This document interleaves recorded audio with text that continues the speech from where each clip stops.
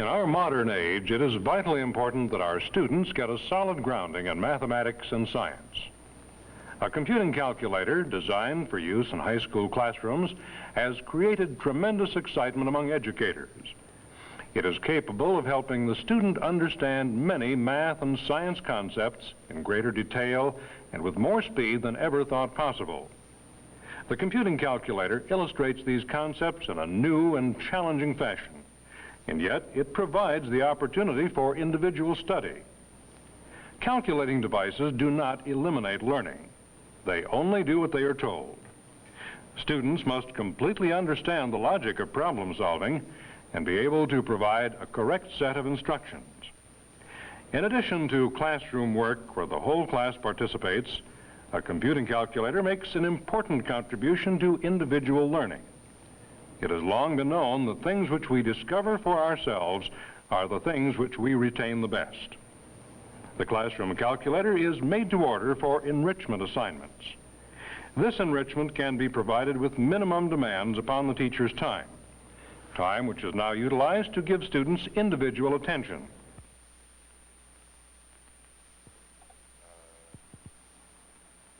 The heart of the classroom system is the 9100 computing calculator. It can be used as either a very simple to operate calculator or a very powerful desktop computer.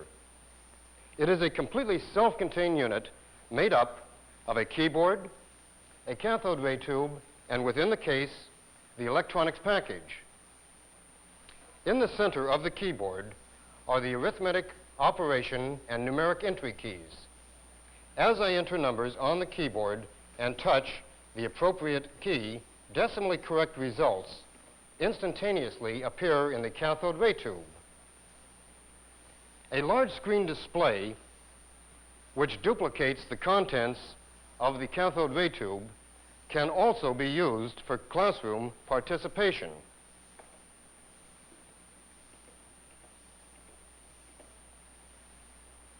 Also available is an electronic printer, which mounts directly on top of the computing calculator and will permanently record entries and answers.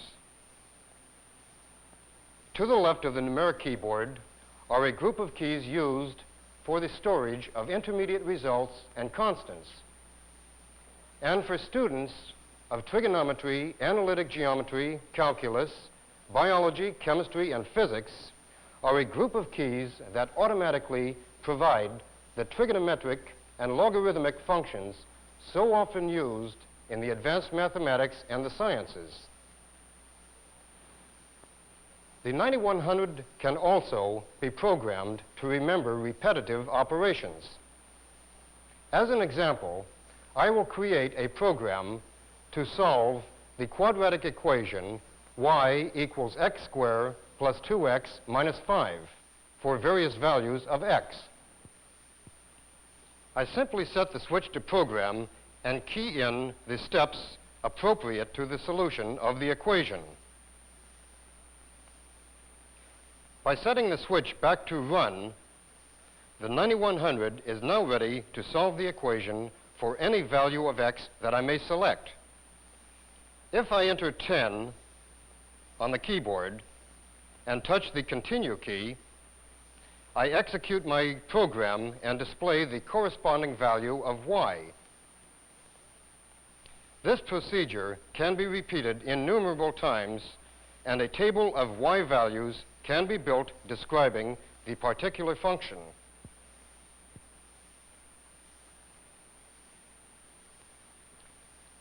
If the program were one that I wish to save for later use, it can be recorded permanently on a magnetic card, simply by entering the card and touching the record button. Now the program is permanently stored and can be reused at a later date.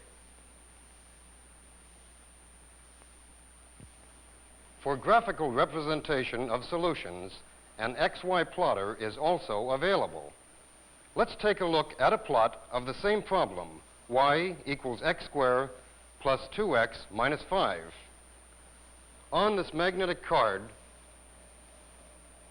I have already recorded the program to compute, graphically plot, and permanently record the solutions to this equation. Let's enter the program and observe the XY plotter and electronic printer in operation.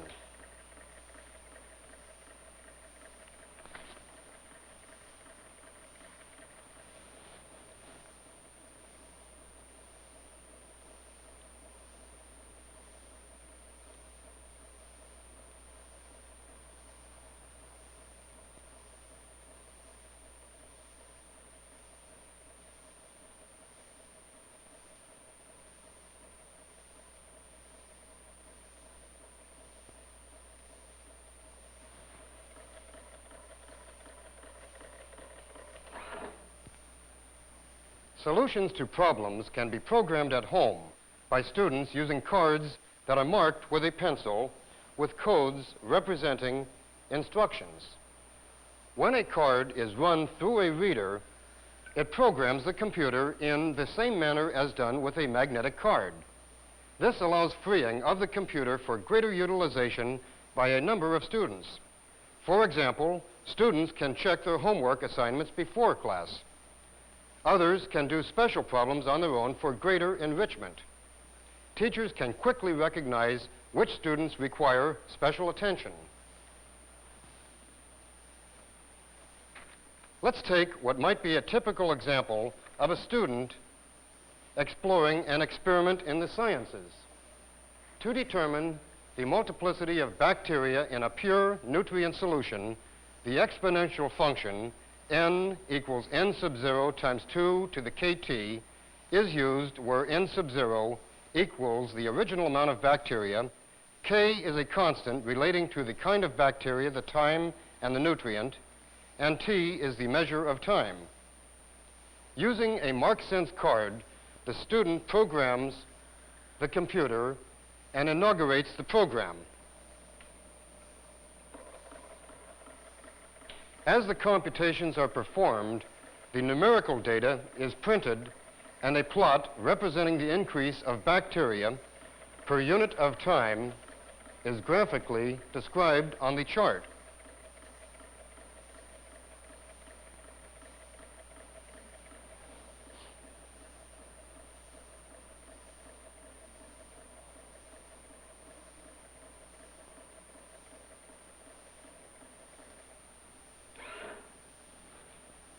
When the experiment is completed, the numerical data printed on the tape goes along with the chart.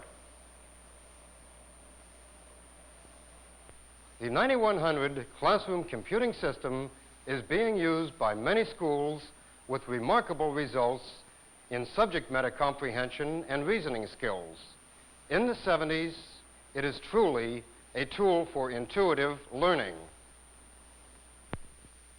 At more advanced levels, the computer and plotter provide teaching aids never before possible. Easy to understand simulations of complex phenomena are available for all students. Now let's watch a physics class using the more advanced capabilities of this system.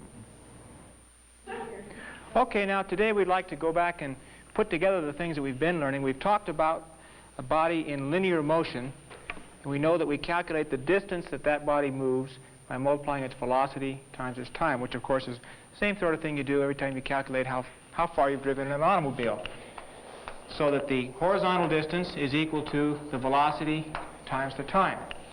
Then we spend some time discussing what happens to a body when it falls, just in a straight line. And again, it's moving in a straight line, but its velocity is increasing. It's going faster and faster all the time. And we develop the equations for that. If we have zero initial vertical velocity, the vertical distance y equals the initial displacement y0 minus 1/2 the gravitational constant times time squared.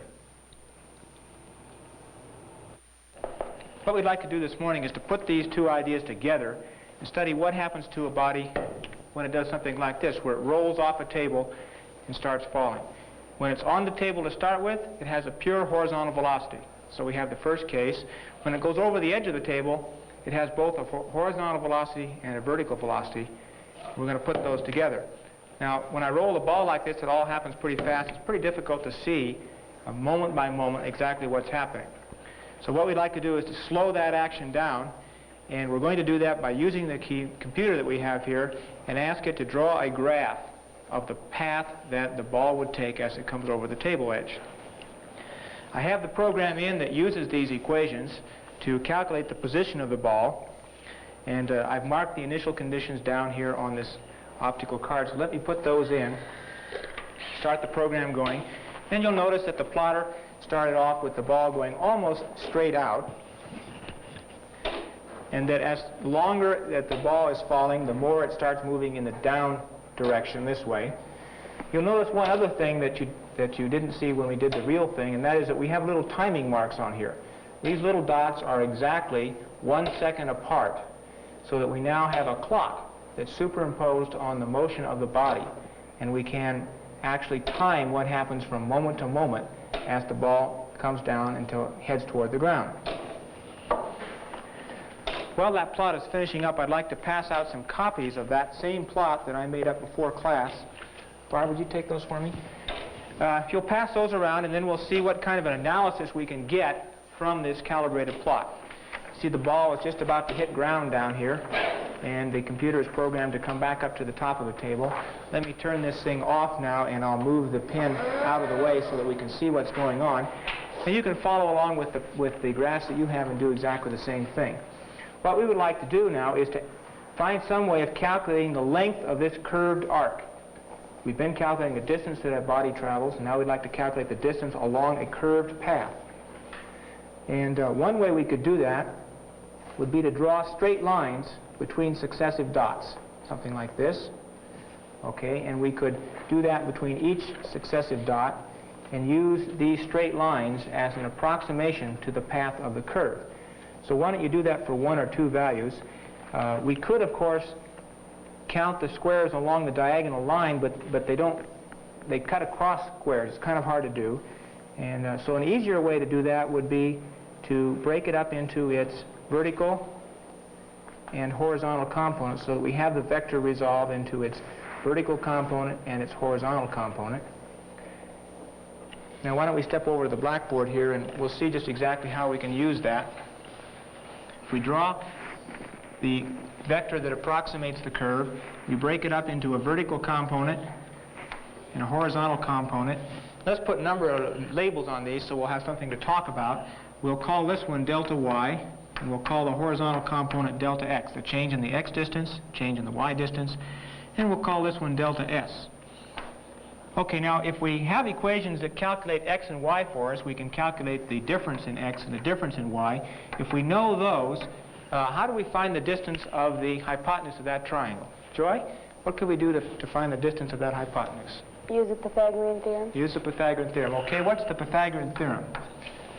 X squared plus y squared equals s squared. S squared equal delta x squared plus delta y squared, but we don't really want delta s squared, do we? What do we do to do that? Take the square root Take the square root of both sides, okay? And real rapid square root like that, we'll just erase it off. Okay, so we could take the square root. We can go back now to our calibrated graph, and all we need to do then is count these squares, and we know that each major division here is 100 feet. Count horizontal squares at 100 feet per inch. And to calculate the square root of the sum of the squares, and then do that successively. Let me draw another one in here, like that. Okay. Randy, how much time is that going to take you to calculate all those arc segments? It'll take a while. Take a while, won't it? How good is our approximation? Is the approximation by adding up those line segments, does it come close to the arc length? Diane, what do you think? It comes close, but it would never be the same. Won't be the same. Why do you think it's not going to be the same? Because the curved lines are going to be longer. The curved line's always going to be longer. Is that right, Joy? Is the curved line always going to be longer? Yeah. Yeah, the curved line's always going to be longer. Okay, so we have an approximation. What can we do to improve the approximation? Anybody got any ideas? Randy? Well, what if we shorten the triangle there? Okay, we could put in more dots, couldn't we? Divide this up into 2 small triangles like this, okay, such that each curve each little line segment more closely approach the curve. What does that do to the amount of calculating work you have to do? Well, it just doubles it. Doubles it at least, doesn't it? Okay. Suppose I ask you to divide that up into 100 pieces. What does that do to the approximation? Right? Well, it makes it quite a bit more exact. And Randy, how about the amount of work involved? It's going to do more than double it. It's a lot more work, isn't it? Well, computers are just great for doing that. We know exactly what we want it to do. We just want to calculate these arc segments. And since we've got so much calculating power, we're going to ask it to do one more thing. What happens if we define this to be 0 degrees, and we define this down here to be 90 degrees, what happens to the angle, this angle right in there, that the resultant vector makes? Let's see, let me define it as this angle up there, okay? What happens to this angle in each succeeding time interval? Anybody else? Yeah, Joy? You get a bigger angle. You get a bigger angle, don't you? The longer the ball falls, the more that vector tends to tilt down, so that the angle should start at what? 0. Should start at 0 right after it comes off the table. And if we let this thing run, say, below ground, you know, like for several minutes, what's going to happen to the angle? It'll be 90 degrees. It's going to get close to 90 degrees. Well, let's see if that's really true. Let's put a program to do just exactly that into the calculator. I have such a program here on the magnetic card. We'll put the program in the computing calculator, and then let's put in the same set of initial conditions that we were using over here on the graph. That is to say, we'll start out with an initial horizontal velocity of 100 feet per second, and I'll put that down in the Z register. We'll put in the height that we start out with, our big high table there, 800 feet, and we'll start out with 1 second increments. Okay, so there we see it on the display over here, all loaded up. Let's start the continue, and you'll notice on the display that we are counting up in seconds here in the bottom register. Whoops, it's all through already. There's the path length, 1102.79, and we didn't have quite enough time to talk about the angle that we saw. Let's write that down. For a time increment of 1 second, we get to what? 110279. What's going to happen if I put in twice as many increments, or make each increment half as big, say half a second like that? Is this number going to get bigger, or is it going to get smaller? Yeah. It should get bigger. It's going to get bigger. Why is it going to get bigger? Diane's got the answer. She just... Because it's going to be more like the curve. It's going to be more like the curve, isn't it? Okay, let's try that. We'll put in half a second and see whether that works. We'll start over here, put in the same 100 feet per second that we started out with, put in a table of 800 feet high, and we'll put in 0.5 this time down in the bottom register, and we'll start the program off. Now, it'll take a little longer this time. You can see it's counting up by half-second increments instead of by 1. Here's the distance that the ball is traveling, building up. Here's the angle. Just went away. Okay, 1103.71, and sure enough, you're right, 1103.71. So it gets a little bit larger. How do you feel about the change? Really, it doesn't make too much difference, does it? Because we're talking about 1 foot out of 1,000 feet. And what would happen if we put in 100 increments? Would this number get bigger or smaller? Bigger, but not much. Get a little bit, not an awful lot bigger, would it? Okay, well, you might like to try running some of these yourself, so why don't we pass out some of the MarkSense cards, if you'd pass those around, and go ahead and you can, yeah, you have a question? Yeah, if you put in that magnetic card, then can you put in any height that you want? Yeah, the program will accept any height. Now, we put in the same ones that we used on the plotter over here to make them agree. But you don't have to change the card? Don't have to change the magnetic card at all. You can put in any set of initial conditions that you want. Any of you that have problems marking up your cards, why, sing out and we'll see if we can give you a hand at it. In addition to mathematics, algebra, and physics, the classroom calculator system has many useful applications in chemistry, biology, and economics. The calculating power and the wide range of versatile accessories which you have seen is available for your students at a very reasonable cost.